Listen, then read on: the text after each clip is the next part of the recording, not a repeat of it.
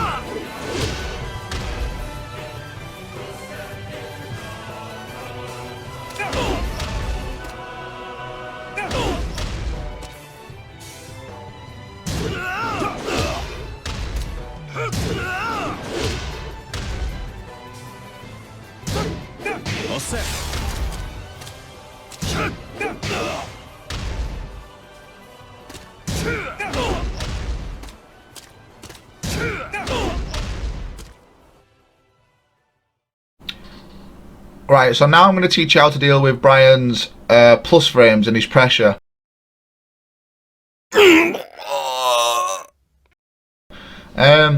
You know, he doesn't have the, I say he doesn't have the best of pressure. He's got some good pressure because he always wants to be close to you. And I'll just show you how to deal with like the certain moves that that Bryans like to use for pressure. So the first move we'll go over is back one.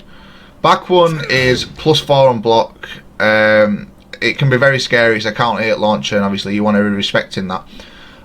I suggest when dealing with this move that you either sidestep right,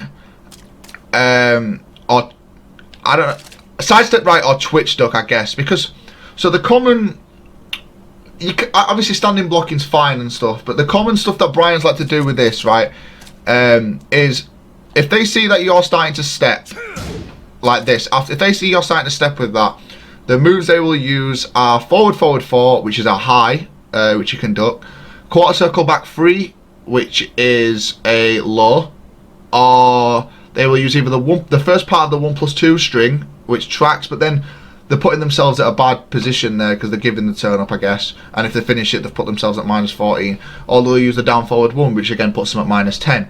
So sidestepping right can be a decent option, because then the Bryan has to, they have to do moves that can be interrupted, because none of these moves are 14 frames, so you can interrupt these moves. But if you're standing blocking, the most common thing that Bryan will do after this is back one into either that for the sidestep or that for the mid check is the down forward 2.